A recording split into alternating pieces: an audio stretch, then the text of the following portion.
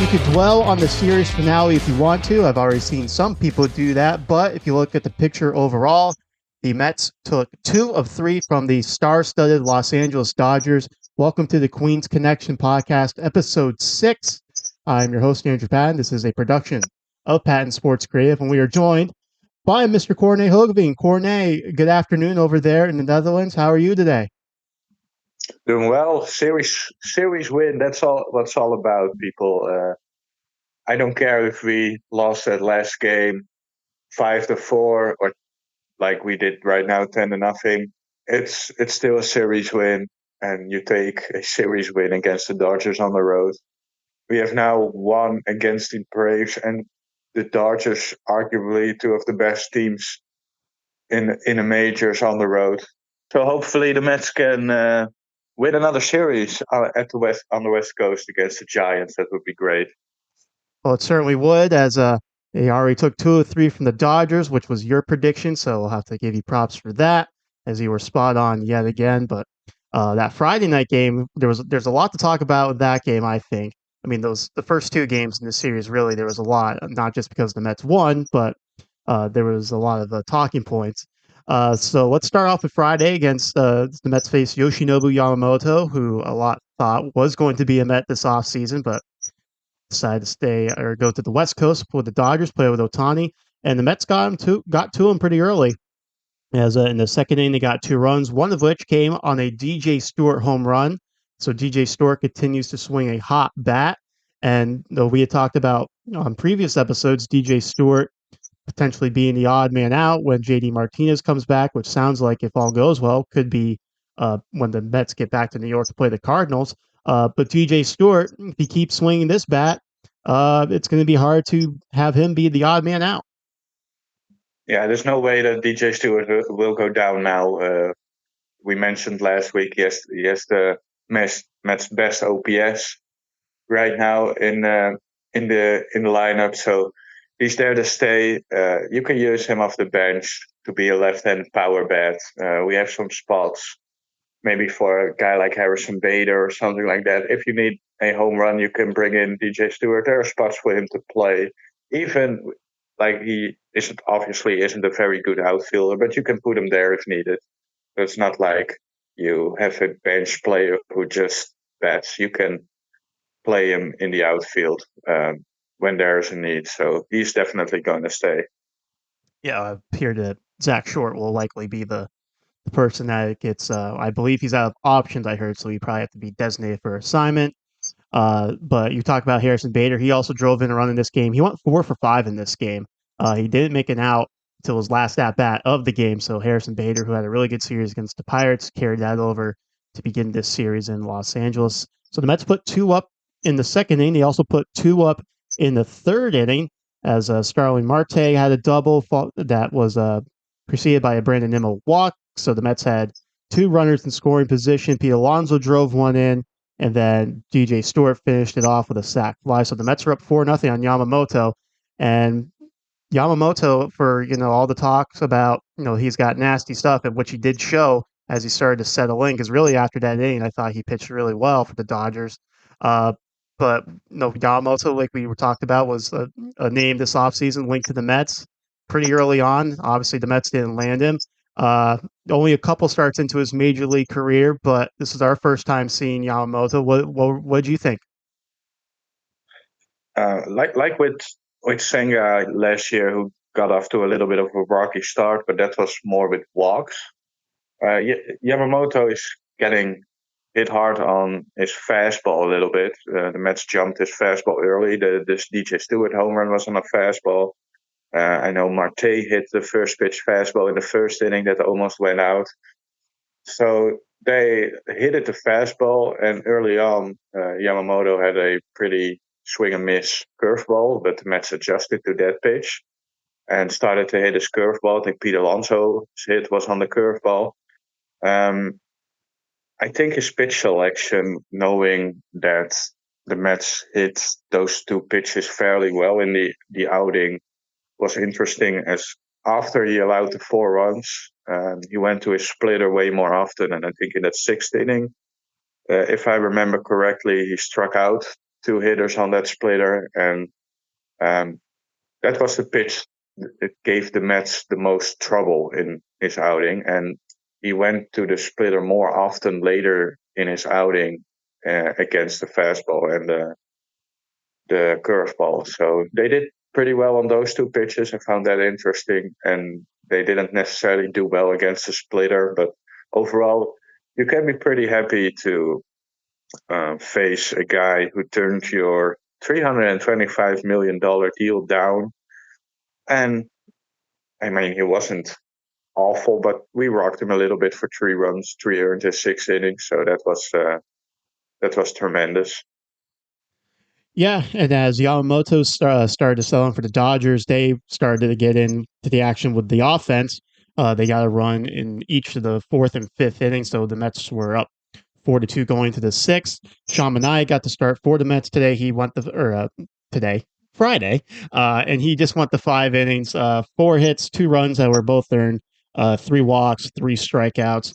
We talked about Yamamoto's outing. How'd you feel Sean Manaea did in this outing against the Dodgers?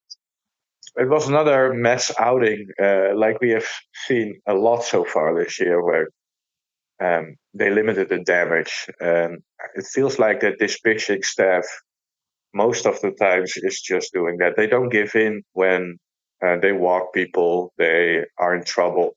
They find ways to get out of a jam. And Shamanaya did that in this outing. He wasn't at his best. I think the walk to Taylor before facing Betts, Otania Freeman with 2 on. That was obviously not what you wanted, but then he just allowed that 1 run against those 3 guys coming up. So again, he had some things you don't want to do on the mound. Uh, Chris Taylor was in an awful slump, and you go after him as the ninth hitter when you're facing those 3 MVPs on back to back. But in the end, he still was able to keep the Mets in front. So um, pretty good outing if you ask me to go 5 innings, allowing 2 runs, and keep your ball club ahead against the Dodgers. I always will see that as a good outing. Yeah, for sure. I think we should also mention in this game, Francisco Alvarez came out with an injury. We'll get into that a little bit later, but this was um, the start of some bad news the Mets would receive on the injury front for the major league roster. Anyway, obviously they got some good news on the minor league front. But what wasn't also good was a sixth inning for Joey Wendell.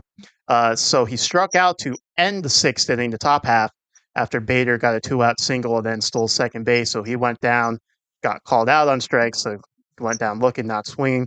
And then the Mets went to the bullpen. They went to the red hot Reed Garrett.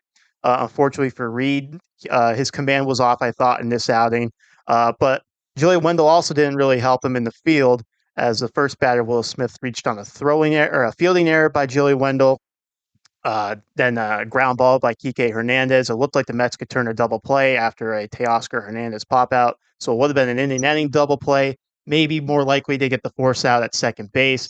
But the bad throw there keeps the inning alive. And then the next batter is hit by the pitch from Reed Garrett. So now it's bases loaded, 1 out. Garrett gets a big strikeout of Max Muncy, who pinched hit, and then is facing the slumping Chris Taylor, who hadn't had a hit in his last 30 plate appearances, I think they said. Naturally, he rips a double or a single to left field. It scores 2, so we're all tied up.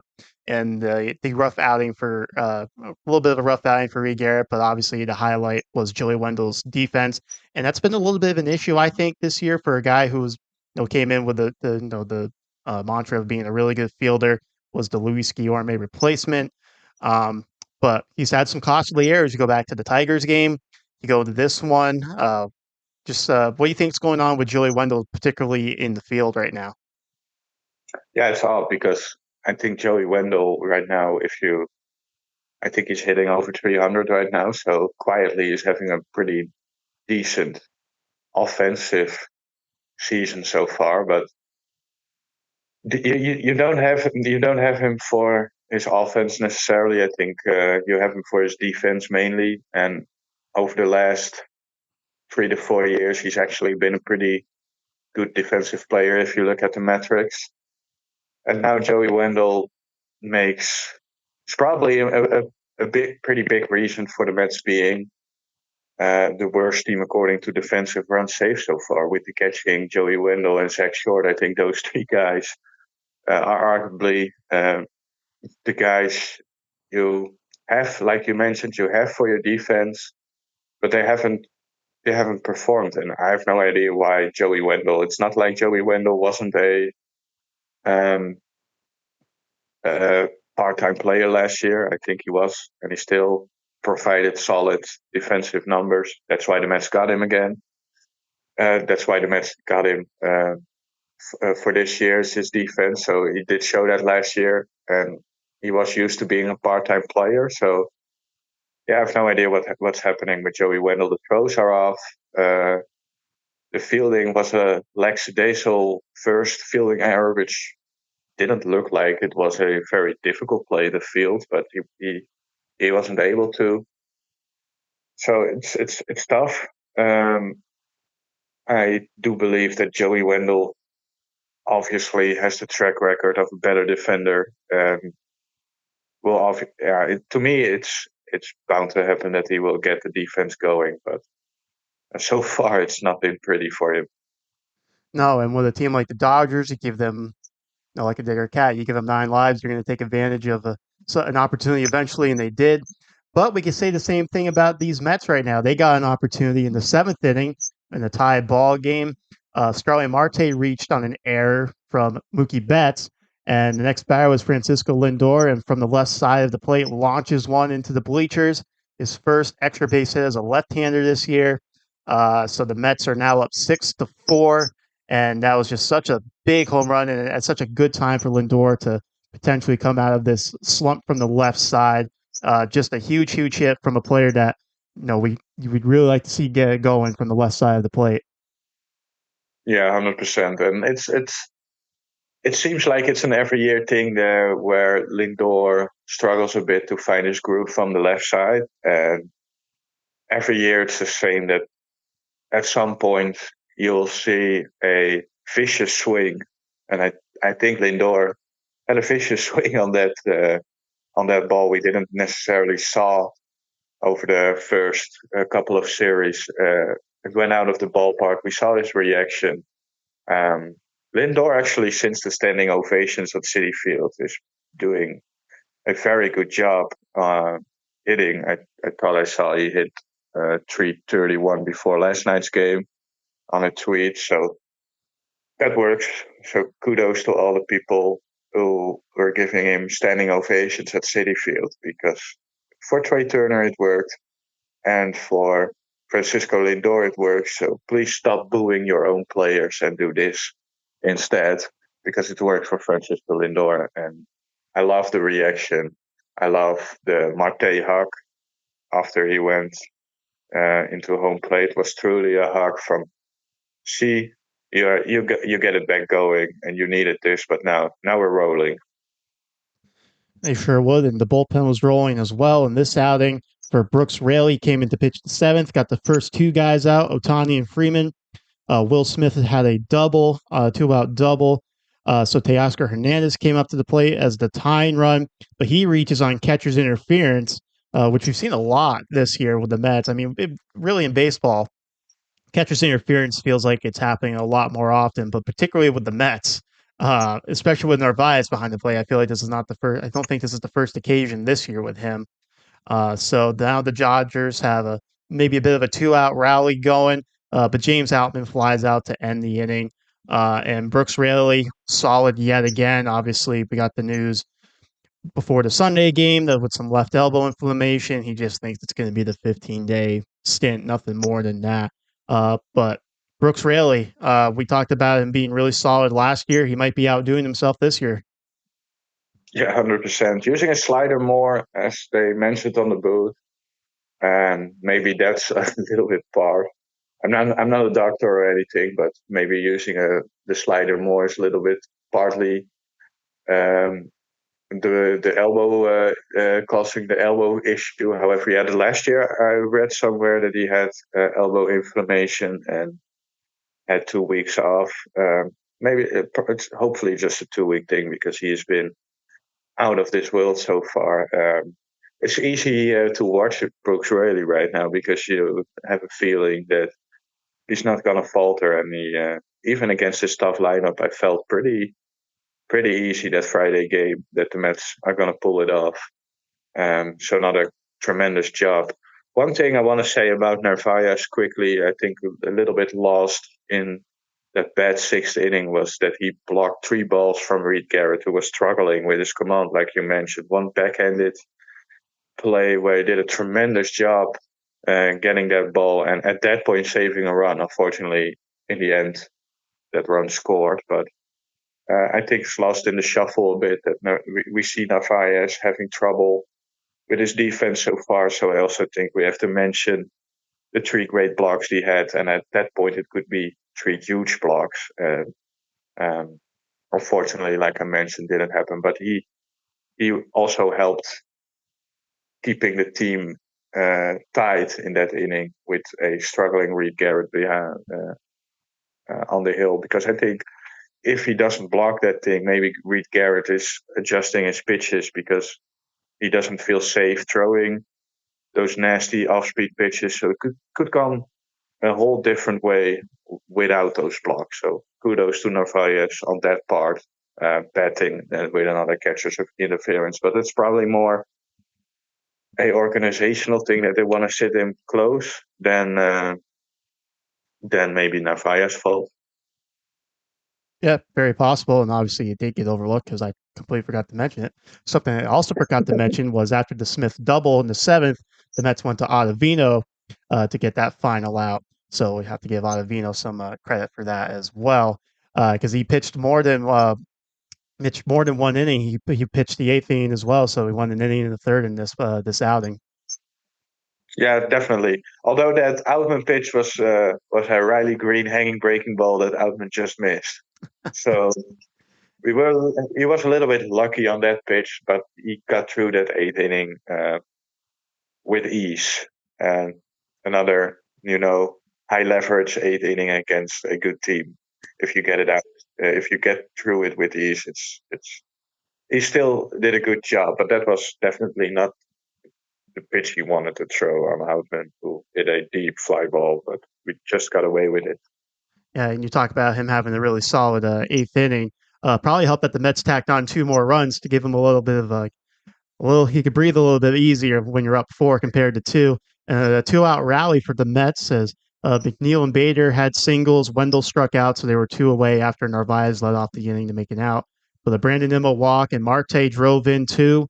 So the Mets eventually Nimmo was thrown out going to third, but the Mets get two big runs there, and I think that was just really really huge. And he pitched that solid eighth inning. In the ninth, the Mets tacked on another run as DJ Stewart drove in Francisco Lindor. So now it's 9-4 going to the ninth, and a nice easy ninth inning for Jake Diekman. So the Mets take the series opener 9-4 against the Dodgers. So game one goes to the Mets, and pretty good outing for the Mets, I'd say.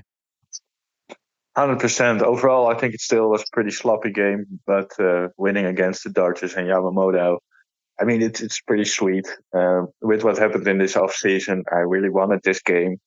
I wanted the Mets to beat Yamamoto, and Yamamoto didn't get the win because of the awful sixth inning, but the Mets got the win, so that's what most important for me. Yeah, no doubt. So let's get into Saturday's game where the Mets had sent Jose Buto to the mound. He's going up against Gavin Stone for the Dodgers. And if you like well pitched games like we do, this was not the game for you. As both starters had 5 walks each, so both the starters combined for 10 walks. The Dodgers had 7 in this game. The Mets had 10. So walks were an issue, not only in this game, as we'll see when we talk about Sunday's game. But the Mets got out to a quick lead. They got up 1-0 uh, in this game, thanks to Francisco Lindor. But the Dodgers struck back thanks to Freddie Freeman. So we are tied at 1 after 1 inning. And then Some couple scoreless innings here from the starters, but without but there was some traffic on the bases, shall we say? But the Mets did take the lead in the fourth inning thanks to Starling Marte, and this was not the last we would see of Starling Marte in this game. The Dodgers struck back for a run in the fifth inning from Max Muncy on the sac fly after, like we mentioned with Gavin Stone with Jose Buto, there was some traffic on the bases. Uh, so this outing will focus more on Jose Buto because we're a Mets podcast, not a Dodgers podcast. Uh, what do you think went wrong for Buto with the walks in this outing? Well, I mean, it's it's tough. It's such a difficult lineup uh, to work around, and overall, obviously the walks weren't good, but I think you limit another day where a Mets arm limited the damage. So I wouldn't necessarily call this a bad outing. I think he obviously walked enough hitters to be in constant trouble. But he had the bases loaded in the first, second, and also fifth, if I remember correctly, before he was pulled. But um, if you allow three bases loaded jams or two, I don't necessarily remember exactly if it were three or two, and you end up allowing just 2 runs. I think you could be very pleased on another outing where you showed he showed poise. He showed he's belonged there. He showed his ability to work around his best stuff. Obviously, his first two starts were a lot more easy, and this one was an outing where he didn't give in. And for a young guy in that ballpark against that lineup to not give in, I think see it as a good outing, or at least not necessarily a good outing, but a good showing for his future. That it could easily be another outing where he allowed 6 or 7 runs right now, and eventually it was two. So I see it a little bit different than what went wrong. I like to look at it what went well. To me, that's a major kudos to Jose Buto there. And I'm maybe a little bit biased because I love Jose Buto, as we all know. And you're also So you're a glass half full kind of guy. yeah, I like to think that way. Yes. Yeah. Yeah. I only say rough because you know me. I with or you're the same. We love pitching, but when they're walking people and just causing their own trouble, it bugs me a little bit more. I would say, put it that way. Not that I don't like walks, but obviously he didn't have his best stuff. I think he works like Manaya. I said it last week. I think Buto always works a little bit around the corner. I also thought the umpire had a very tight strike zone. So the 17 walks we had in that inning, there are a couple of calls where I think it nicked the corners from both ends, and he didn't give any of those. Maybe until the ninth inning we're probably going to talk about, where all of a sudden he gave a couple of pitches to a pitcher for us we will mention again because we will mention it in the ninth. I was very happy about that, but that was a little bit strange on the home plate umpire's part, in my opinion, that all of a sudden he gave those pitches while he didn't give them at all during the full 8 innings before. Well, I like it when they give us a little extra off the plate. I don't like it when we're at the plate. You know, and I like walks when the other team is walking our batters. So that's how I roll. I think a lot of people might roll the same way.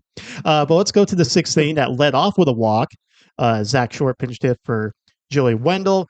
The Mets got another base runner on a Brandon Nimmo hit by pitch. So the Dodgers went to the bullpen to replace Yarbrough, who came in to replace Stone and Grove, who were the starter and then the first reliever out of the pen for the Dodgers.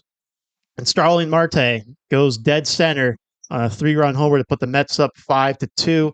Marte had a big hit the night before, gets this big hit to drive in 3 runs to break the tie. So, are you officially on the Marte is back bandwagon, or do you still need to see a little bit more? Because obviously, coming into the year, I was a little hard on him, but he's certainly proven me wrong so far. I am on the To me, the main point that I've always said that the main point with Marte is health, and I think you agreed with me. We doubted that he was healthy because he had multiple leg issues, and a guy who is at his age um, having to deal with multiple leg issues in the load because it wasn't just last year; it was the year before at the end of the season too, where the Mets missed him. Um, if he turned out to be healthy, I think Marte would have been Marte. And right now we see that he's healthy. If he is able to stay healthy, I have no doubt in my mind that we see the real Marte because he's just he still has the speed. He steals some bases. He hit that ball. By the way, that home run was dead center. It was clobbered. So we see a lot of good things. His at bats are different. His swings are different. He runs different. Um, so yeah, I think he's Marte right now, which is a huge help for us. Yeah, definitely lengthens the lineup, especially now with some guys hurt. Francisco Alvarez being the big one. So if a healthy Marte is swinging the bat like that, that's obviously good news for the Mets. The Dodgers did get two of those runs back though in the bottom half of the inning, thanks to who else but Freddie Freeman. So there were 5-4 game, and then the Mets bullpen really started to settle in here, particularly Jorge Lopez, Edwin Diaz, and Reed Garrett, who finished things off. We'll get to those guys in a second. But the game remained this 5-4 score until the eighth inning, when Starling Marte took advantage of a another error by Mookie Betts, the second time he had done that in this series. Eventually stole second base, and Francisco Lindor single to left field to score Marte. So the Mets are up 6-4 going into the eighth inning. And this is probably the biggest talking point I would imagine we'll really hit on. The eighth inning comes the Will Smith grounds out to start the inning. Mookie Betts then walks. This is with Jorge Lopez on the mound. So now you got Otani and Freeman coming up, and which probably, if you play your cards right, will hopefully be the last time you see them in this game. So Carlos Mendoza goes to Edwin Diaz here in the eighth inning. He does walk Otani and Freeman, so now the bases are loaded with one away. But he gets Teoscar Hernandez to strike out and Max Muncy to strike out. So he walked the first two batters, but then he struck out the last two. And this was all they used Edwin Diaz for in this game. And I told you, I loved how Mendoza used Diaz here. I think it was the right call, and I imagine you agree with me in that situation. I was watching this with my Dutch friend Kilian, if he's listening. It was fun. It was a long game, but we had a lot of fun. And I mentioned to him that I think this is how it went. They went with Lopez in the seventh, and then he pitched a very quick inning, helped by the outman interference play on that double play. So I think it was a five-pitch inning. So I think Mendoza, with a two-run lead, hoped for Jorge Lopez to get through that eighth and then still have Diaz in the ninth. But whenever the the Dodgers got a runner on, whenever that happened, you will see Edwin Diaz facing the big guys, and yeah, he did that, and then obviously Diaz throwing 20 pitches made the move to go to not go with the Edwin Diaz in the ninth. I hoped maybe a little bit that he brought Diaz back in the ninth, but after 20 pitches, I think the hope was for Diaz uh, to have a quick work in that bottom of the eighth, but it didn't work out obviously because of the two walks and some high leverage pitches. So um, it was the right spot for Mendoza to go with Diaz, and it was the right thing that they adjusted with not only Lopez, not getting through that eight, but also Diaz throwing a lot of pitches to go with the red hot Reed Garrett. who was tremendous after throwing 33 pitches in that aforementioned sixth inning. Um, what a job, what a moves, what a gutsy, another more gutsy moves by Carlos Mendoza, which I love too, and which helped this ball club to get the win. Tremendous. Yeah, so ninth thing on the Mets end at the plate went by pretty quick, just 1, 2, 3. So we go to the ninth. Reed Garrett comes in to get the save, and he strikes out the side. They get some maybe generous calls on the corners there, but Reed Garrett, after a struggle the first night, came back and struck out the side in the second outing. What'd you see from Reed in the second outing? The same as we saw all year. Just those secondary pitches are nasty. Hitters swinging over it. I think he did get two calls on the called three strikes where we didn't see that, like I mentioned before in the game. We didn't see that early at all in this game by the home plate umpire. There a lot of close calls that other pitchers didn't get, and Reed Garrett got. So he got maybe a little bit lucky there, because it's not like, when you watch the game and you see that the umpire is giving the corners a little bit. Um, you can say, oh well, he watched the game and he took advantage of the umpire hitting home. But right now, um, that wasn't the case.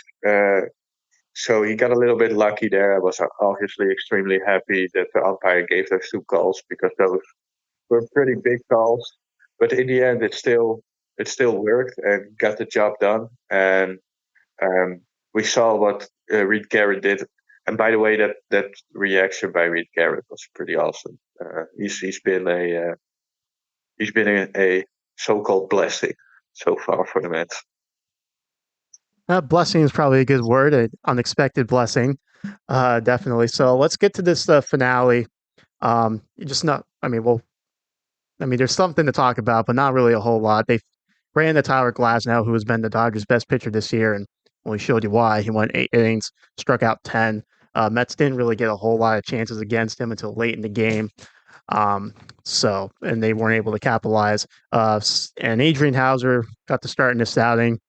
And we've seen this with Adrian in a couple of his starts when he's walking guys, not getting ground balls, it's probably going to be a recipe for disaster, and that's exactly what happened in this game.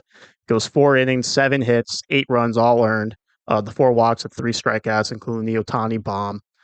So we'll have to give props to Grant Hartwig and Mike and the recently reacquired Michael Tonkin. Uh, those guys each gave 2 innings for the Mets out of the bullpen. You imagine one's probably going to get sent down to AAA, probably Grant Hartwig. Um, but let's go back to Hauser, because I think this is just the main talking point from this Sunday finale. Like I said, he's had an outing like this before against Atlanta, where getting some hard hit balls, not locating his pitches, not really getting the ground balls. So I mean, you're not Jeremy Hefner, but uh, what do you think's going on with Tonkin? Because that game against the Pirates, he limited the hard hits, but there were the walks, which were concerns. So how can Hauser kind of maybe ring things in a little bit? Guys, control is off all this year. And it's unfortunate, because I think against the Pirates he had pretty decent stuff, but um, yesterday it was just a bit flat again, like we saw in Atlanta. So I think he can work around walks when his stuff is more crisp, but yesterday it just wasn't crisp. Like you mentioned, a lot of fly balls. Also, um, the Dodgers are a fly ball oriented hitting team, so again, maybe not the best fit for Adrian Hauser, but yeah, that's how it works sometimes. I think the first 4 innings, although he walked a couple of them and he got hit a little bit hard, um, he did okay. I think he allowed 2 runs in the first 4 innings, so you take that with how the Dodgers hitters were pretty comfortable against him. So on the other hand, the fifth inning came around, and I think it wasn't necessarily a shock that Hauser at some point in this game um, wasn't getting away with it anymore, and that's exactly what happened. A bit, we've seen that the Mets have had some luck, but I think we also saw some unluckiness with Hauser getting that Otani ball off his leg, which would have been a double play, which obviously would have made the inning a little bit easier. But it went all downhill from there. I think the Mets tried. I think the Mets noticed that Hauser didn't have his A stuff, but tried to get as much out of him because of all the bullpen work again earlier in the series. Um, so yeah, it wasn't another outing where, to me, his pitches looked like fans say it looked like BP pitches.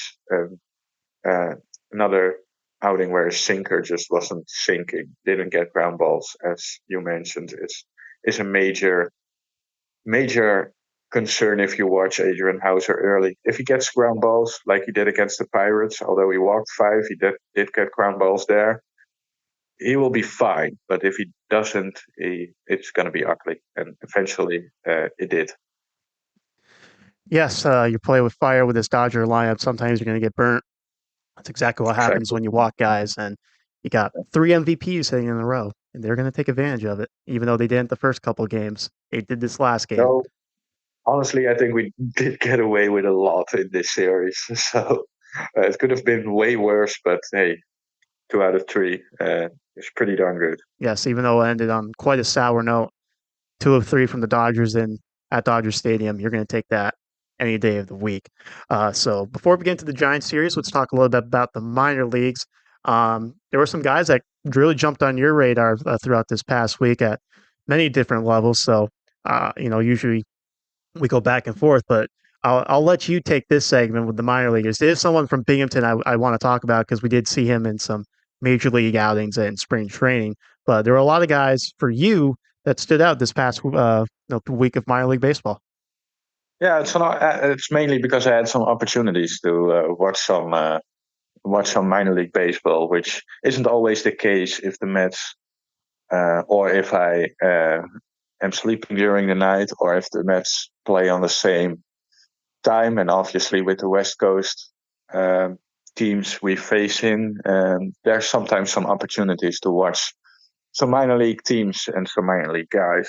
On Thursday, I mentioned it in the last podcast who I'm going to watch, and I picked Noah Hall, seventh rounder from 2023.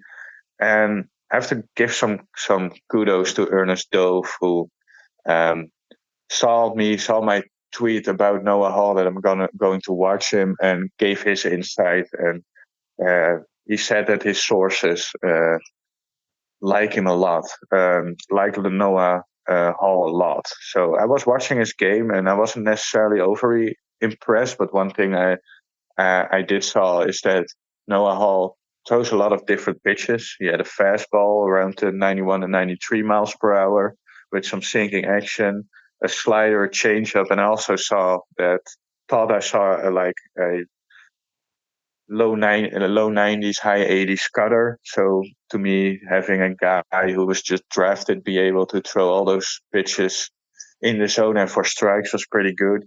He did walk just 2 hitters in 5 innings, which is pretty good.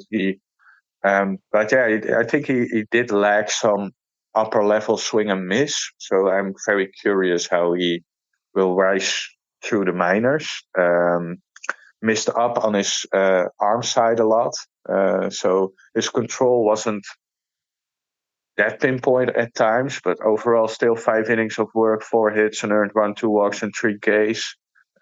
Solid outing, which he could build on after not being great in his first 2 starts. And after I watched, I got a message just from Ernest Dove that um, if Noah Hall isn't getting going in this outing, which he did, he had a little bit better outing, but the Mets are very encouraged that he will get going soon. So it's hopefully a start for the last year's 7th rounder, guy to keep an eye on. Big pitch arsenal and pretty athletic off the mound.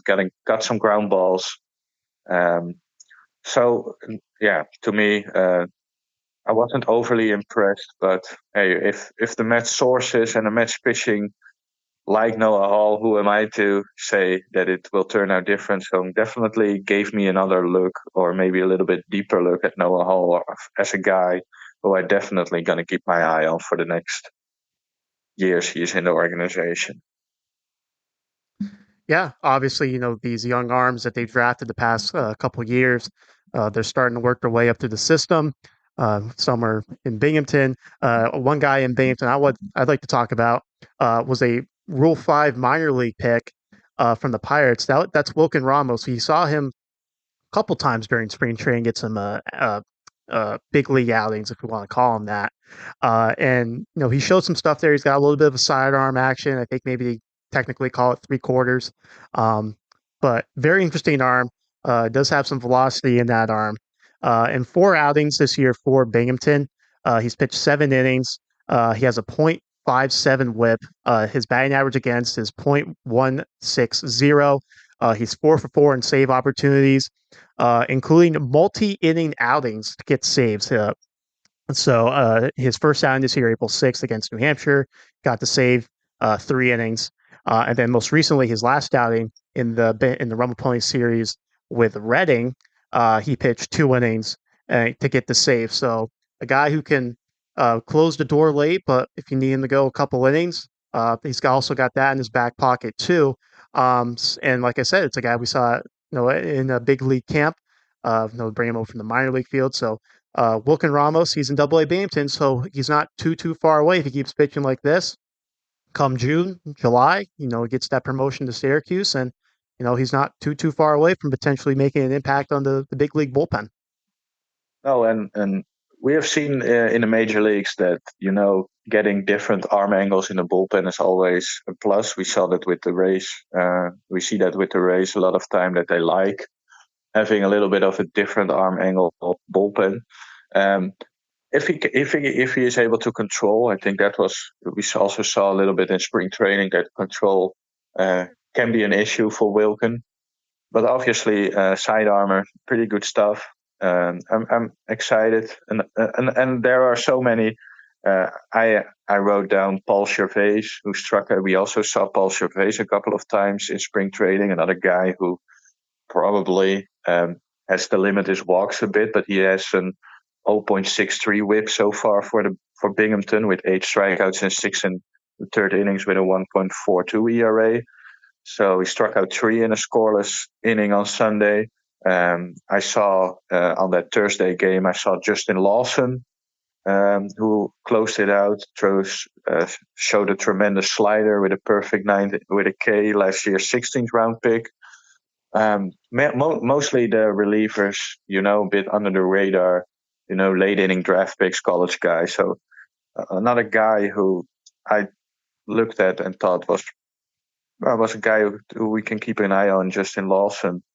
Um, and I have to mention again Jonah Tong and uh, now Austin Trozer, if I say his name correct.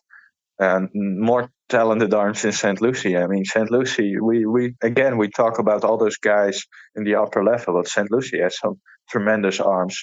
Austin Trozer last year's fourth round pick, 4 1/3 1 ball, 1.54 ERA in 11 2/3 innings with 16 strikeouts. And then Jonah Tong, who did it again, 4 2/3 scoreless innings, allowing just 2 hits, no walks, struck out 6. 12 2/3 scoreless innings with 27 Ks for Jonah Tong. I know we mentioned him almost every outing after every week. We mentioned Jonah Tong, but so far, rightfully so. If you strike out 27 batters in 12 2/3 innings. Yeah, you strike out guys at that rate, you're going to get some attention, and there's no doubt that Jonah Tong has been generating some much deserved attention. So, anyone else from the minor leagues you want to touch on, or should we kind of take a look ahead at this San Francisco Giants series? I know you got some guys up your sleeves. Yeah, Ryan Clifford was. We all know Ryan Clifford from the Verlander trade. He's starting to heat up a bit. Walked 4 times yesterday, so that's always pretty good. OPS is now up to 795, so that's good. Brandon Sprout with another one walk outing yesterday. Another guy who we mentioned before, but another guy with if he can control his stuff, I think he's going to be the real deal. And so far, I think he's done after that first outing where he walked a little bit more hitters.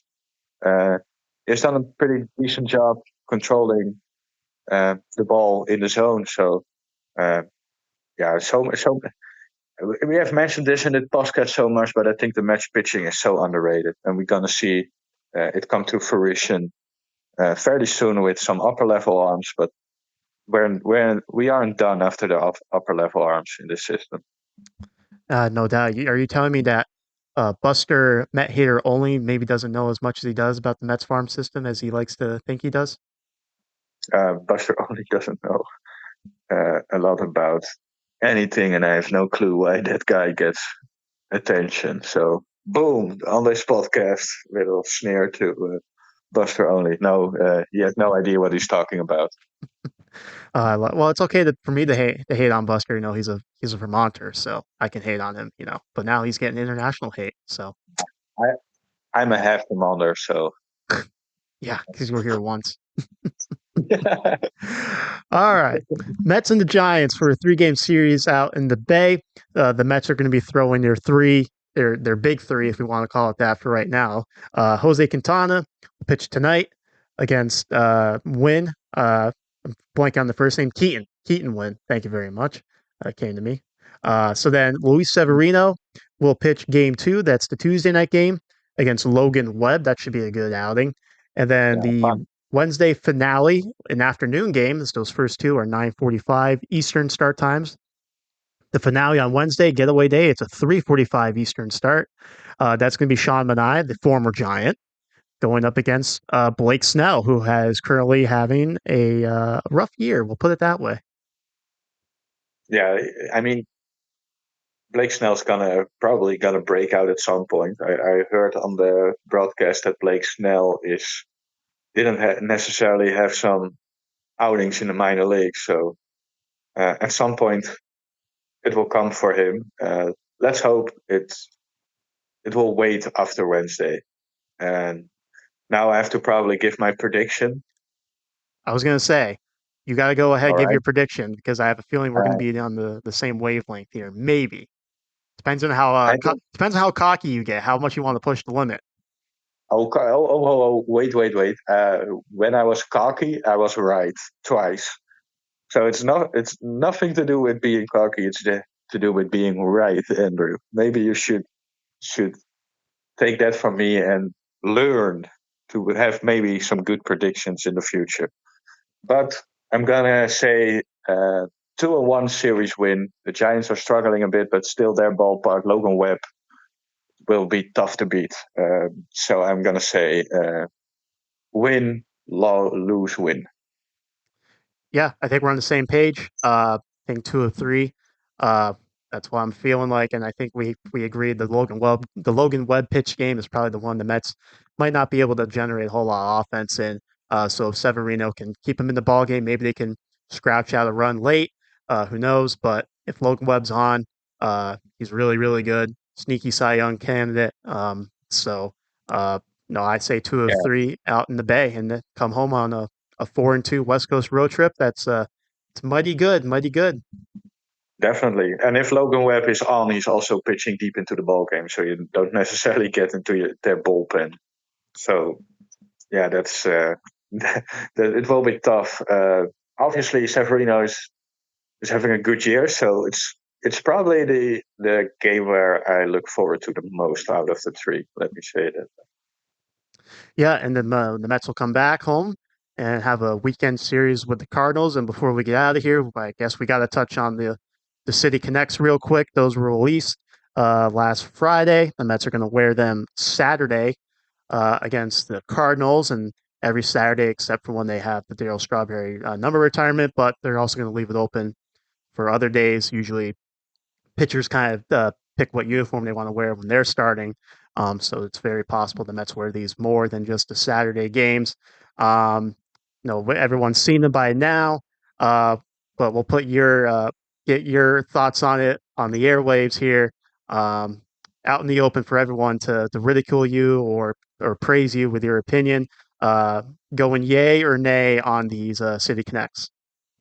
Well, I think in this part of the match, I probably don't necessarily have the best opinions. You're more of the uniform guy, so I'm gonna let you go first for this. And you're the you're the uniform guy. You're always moaning about uniforms and saying, "Oh well, this is not good about this," or "This is Cine Connect uniform of this team is awful," Like the Phillies. because yeah, the Phillies aren't that great. I agree. I agree with that part. Don't like the Red But Sox.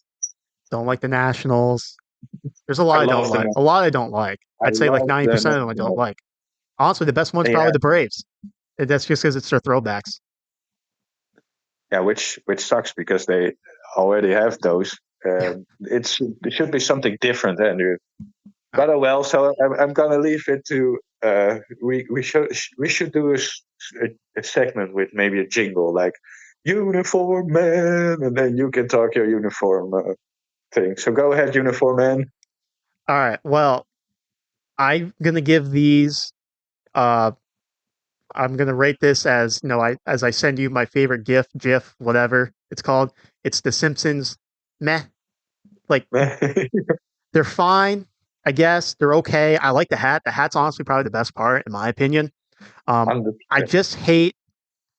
I just don't like the gray at home. I just and if you're going to do like, because obviously they're incorporating a lot of stuff. That's what they said. I'm pulling up the article here. The pinstripes are made up of the circles and diamonds that represent the local and express subways. The NYC. I mean, that's pretty self-explanatory. They're going for more. I do have a. I'll say this for the end, but I think I know why they're doing the NYC instead of Queens. But I'll say that for the end. Um, the shoulder or the arm patch is the old subway tokens because no one uses subway tokens anymore. Obviously, the best part of the hat, the best part is the hat with the Queensboro Bridge on it. I think that's kind of cool. I think that's pretty unique. And then inside the hat, the sweatband is um, like the subway map with the old script New York from 1987 season, which he only wore once, which I think is really cool. Um, and the font is supposed to be like the road font on the front of the jersey, but I just think it looks a little bit more goofy just because I think they made it like fatter, you know. So I think the numbers and the letters are a little fatter. I know he's laughing at me. I should know about fat. I used to be fat. Um, um, That's not why I was laughing. and then It's just it's just so it's just so you know knowing you a little bit. It's so odd to see that you go so in depth on uniform things, on outfits. I just think it's funny. is that because I always wear sweatpants, so you think I don't have any fashion? So You're not. I mean, probably you're not. I always see you in match shirts. that's also true. Even, even if we would go out to dinner, for example, if we go to a fancy dinner together, not like we're going to do that, by the way, before everybody says something else, I don't I own can do one single piece of nice clothing. that. Not Yeah, one. I exactly. don't have any collared shirts. Nothing. Exactly. So it's funny that you, a guy who always wears shorts, sweatpants, and match shirts, have such a huge opinion about baseball uniforms. I just think it's Well, hilarious. I got another opinion on these City Connects. Obviously, they got the purple for the seven line. I wish they kind of did more of a subway theme. But my opinion on it is why did they do the NYC? Why are they gray? All that kind of stuff. Because I know the gray is supposed to represent the concrete, like the concrete jungle, whatever. But we've known the past couple of years that the Yankees have been very reluctant to do the City Connects. So I wonder if Major League Baseball has kind of basically given up trying to convince the Yankees to do this. And now they're going to, and basically some of the elements they maybe tried to pitch to the Yankees, they kind of pitched to the Mets, and the Mets were more receptive to do it, which is why with the NYC rather than the Queens. Um, Yeah, that's my maybe. thought. Obviously, if you and there's also the part too they were talking about like branding, like if it's just Queens, maybe people from Brooklyn or Staten Island, whatever, they won't want to wear it because it's it's just the one borough rather than the whole city. But I do think there's a part of it too where the Yankees, particularly Hal Steinbrenner's been public with it, saying, "Yeah, we get what they're doing, but we're the New York Yankees. We're not going to do that." I think maybe Major League Baseball kind of realized that, and they said, "All right, well, maybe some of the elements we can try to throw with the Mets, and then the Mets can do, add their elements like the 7 line and everything like that to it too." Yeah, you could be on point there. Honestly, I didn't know that the Yankees were so reluctant to do the City Connect. I was looking at the Chicago club's City Connects, and they had Wrigley Field as Southside. So to me, that was a little bit odd that the Mets didn't went with Queens, because they have probably exactly the same reasoning with selling items in Chicago with Wrigley Field as Southside than they have in New York. Overall, I did like the uniforms. I don't really mind the gray at all. I love the details in it, and I do agree with the uniform man that that the hat is tremendous. The hat is very cool. The jersey, in combination, I think the jersey is pretty cool. It looks pretty cool with the white pants and that stripe. I think it's an overall very good look, but the main attraction is definitely the hat. But it's not like I hate the jersey, but I think the jersey, if you look at the hat and the jersey, I think the hat is obviously, and I think we see that a lot. The hat is fire, the jersey is okay. I Yeah. think I think that's how I see it too. I think too, just looking at it here, I almost would. I mean, I guess the outline in white's fine, but I would almost prefer like no, the NYC or the NY and the Mets hat maybe to be white. So then it really kind of pops more on the dark gray rather than having the black on the gray. Because it's a darker shade of gray. They were going that concrete kind of thing. So I don't know. And then the NY, the NYC, all that can like stand out a little more. I don't know. Just my thought. I have the power rankings, by the way, just on my, and the Mets are 10. What are your thoughts about that? What did they list as number one? Because I'll probably disagree with it. I always do. Braves, Yankees, Orioles, Guardians, Brewers, Dodgers, Phillies, Royals, Cubs, Mets. For uniforms in general, or because No, for the power rankings right now for the teams just popped up. just overall, over not Yeah, uniform rankings like current actual no, MLB power. no, Yeah, no, no. 10's fine. Yeah, I think that's fine. I I, have no issues with that. I think if you look at the record, I think obviously the Mets are pretty hot, beating up good teams. But if you look at the general in the record, I think 10 is fine. We do. I think you could make an argument with the Phillies facing a little bit lesser competition that so far we have been better than the Phillies. I think the Phillies played a couple of awful teams like the Chicago White Sox in this weekend. So, but I think it's not terrible. No, I don't have any issues with that. I think that's all right, and maybe the Mets will just keep on climbing up. Who knows? After they take 2 or 3 from the Dodge or the 2 or 3 from the Dodgers, and maybe take 2 or 3 from the Giants. So, It would be another good prediction for me. So, like you need anything, you just need more of your ego to get pumped up. Whatever. yeah, I have a very high ego. That's right. That's it's commonly known that I have a very high ego. Well, we're pushing an hour here, so I think we should probably wrap it up. So Yeah, sounds good to obviously, me. thanks for joining us as usual. We always Yes, make it work. thank you. You make it work with the time. So good to you too.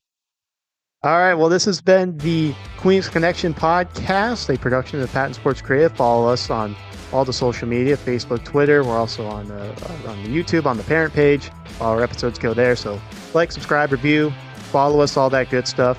So thanks for listening, and we will talk to you Thursday after the Giant series.